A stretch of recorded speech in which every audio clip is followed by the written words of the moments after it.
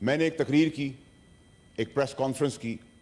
اس press conference کے اندر جو میں نے لفظ کہے, جو باتیں میں نے کی, زیر اور زبر سمیت, ان سب پہ میں آج بھی سٹینڈ کرتا ہوں اور ایک ایک بات کو اون کرتا ہوں.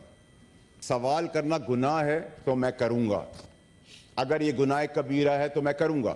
اب آپ کہیں کہ پاکستان میں نشاندہی کرنا, اکاؤنٹیبل ٹھہرانا بھی جرم ہے, تو پھر پھانسی کی سزا پاکستانیوں کو دے دیں سمیت میرے, یا سینیٹر کو بھی دے دیں, کیونکہ عزت تو یہاں کسی کی ہے نہیں.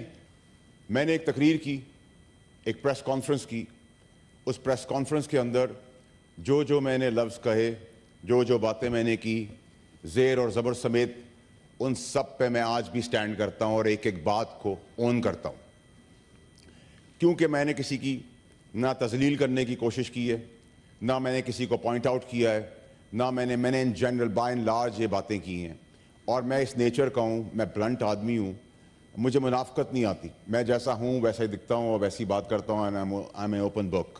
But at the same time جن پہ کنٹیمپٹس ہونے چاہیے تھے, یا جن پہ ایسی چیزیں لگنی چاہیے تھی, ان پہ نہیں لگی. میرے ساتھ تو ظلم پہلے بھی ہوا تھا, تو آج بھی ہو گیا. تو انصاف کی توقع مجھے اس وقت بھی نہیں تھی, اس وقت بھی نہیں ملا, اور آج مجھے نہیں پتا کیا ہونا ہے. لیکن کیونکہ ہم کنڈکٹ, کسی جج کے بارے میں کنڈکٹ کے اوپر بات نہیں کر سکتے, اور یہ رولز آف دا بزنس کے تحت, لیکن آئین اور قانون مجھے مس کنڈکٹ پہ بات کرنے کی کھلی اجازت اور پوری اجازت دیتا ہے. اور اس مس کنڈکٹ کے تحت میں کچھ چیزیں آپ لوگوں کے سامنے رکھنا چاہتا ہوں. سب سے پہلے تو یہ کہ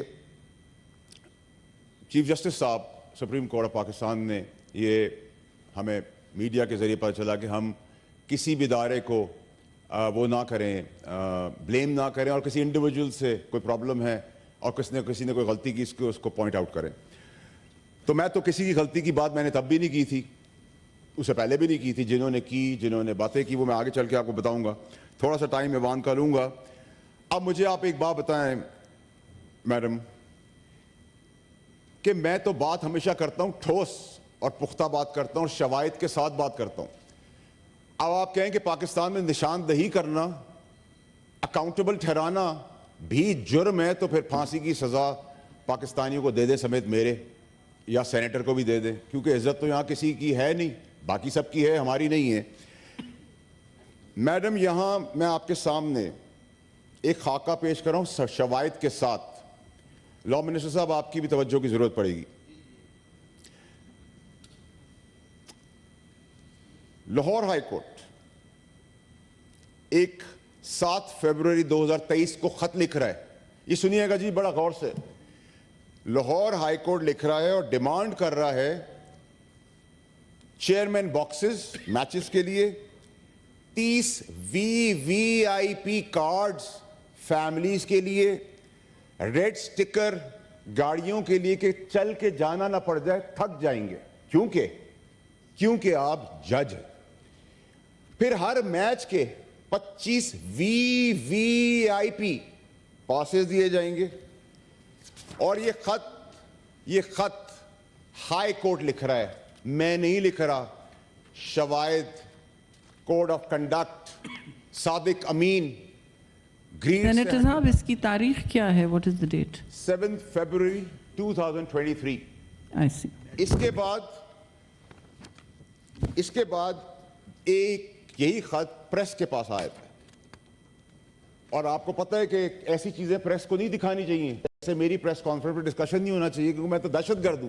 میں نے پاکستان کی سلامتی کے اوپر بات کر دیا, کسی پہ حملہ کر دیا ہے, تو آپ پریس کانفرنس کی طرح میڈیا کو نہ کریں. تو میڈیا کا پریشر آیا, تو پھر یہی ہائی کورٹ جواب میں لکھتا ہے کہ ہم سے یہ غلطی ہو گئی.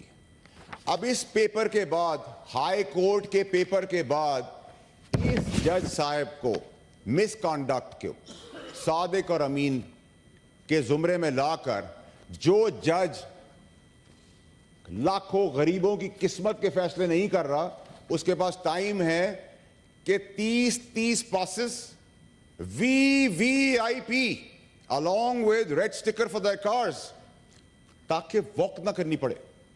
تو اس میں شواہد کے بعد کیا کورٹ کے پاس کوئی پروویژن نہیں ہے کہ وہ सेल्फ अकाउंटेबिलिटी पे एक्शन दे। ये जज किस तरीके से जज की कुर्सी पे बैठे हुए सवाल करना गुनाह है तो मैं करूंगा, अगर ये गुनाह कबीरा है तो मैं करूंगा। मैडम, ये हो गया एक। दूसरे मसले पे आ जाए। दूसरे मसले में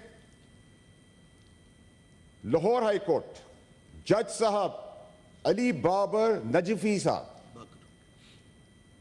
अली बाकर नजफी साहब, लेटर के थ्रू, ये लेटर है, लेटर हाई कोर्ट का लेटर है, कहते हैं मेरे बेटे को सैयद मोहम्मद अली ने अमेरिका जाना है via Abu Dhabi. Foreign office को लिखा जा रहा है, जज साहब लिख रहे हैं, जज साहब लिख रहे हैं, जज साहब लिख रहे हैं कि जी मेरे बेटे को वीआईपी प्रोटोकॉल के जुमरे में जितनी चीज आती हैं, ट्रांसपोर्टेशन, छोड़ना और पिक करना, और पिक करने के बाद फिर ये भी एक सहाफी के हाथ लगता है। तो शाबाश देता हूं कि मिनिस्ट्री ऑफ फॉरेन अफेयर्स लिखती है हाई कोर्ट को कि आपका ये एरिया नहीं है, आपको ये फैसिलिटीज नहीं मिल सकती। अब आप मुझे ये बताएं कि अगर जज सुपीरियर कोर्ट्स के अपने लेटर हेड पर इंसाफ तो नहीं दे पा रहे, लेकिन अपने पर्क्स, प्रिविलेजेस, अपनी रिस्पॉन्सिबिलिटी के दायरा कार से बाहर निकलकर ये काम कर रहे हैं, मैं समझता हूं कि ये कैसे पॉसिबल है कि एक जज के पास इतना टाइम हो। और क्या स्केप गोट आप रजिस्ट्रार को बनाएंगे इसके अंदर? तो अगर ये रेकलेसनेस, अगर ये केयरलेसनेस और ये सब चीजें कोर्ट्स के अंदर मौजूद हैं, तो आम पाकिस्तानी का क्या होगा, उसका फैसले का क्या होगा, उसकी किस्मत की तकदीर का फैसला कौन करेगा, मेरी किस्मत का फैसला कौन करेगा? क्या इन जजों को मौजूद होने की जरूरत है कोर्ट्स के अंदर? इसमें कितनी देर का काम है? अगर इसका फुल स्टॉप हमारे ऊपर लगा होता, पार्लियामेंटेरियंस के ऊपर, तो दो दफा सजाएं दी जाती जिस तरह मुझे दी गई, जबकि मेरी वालदा डेथ बेड पे थी। लेकिन इस पे कोई एक्शन नहीं होता। जस्टिस मंसूर अली शाह साहब ने हमें लाइट इन द टनल दिखाई, सेल्फ अकाउंटेबिलिटी की बात की। ऑनरेबल जस्टिस है, और मैं ऑनरेबल उसी आदमी को आगे लगाऊंगा जो जिसको मैं ऑनरेबल समझता हूं। तो ऑनरेबल जस्टिस मंसूर अली शाह साहब ने हमें लाइट इन द टनल दिखाया, सेल्फ अकाउंटेबिलिटी की बात की, सादिक और अमीन की बात की, अपने प्रॉब्लम्स बताए, हमने लबैक का, हमें लगा।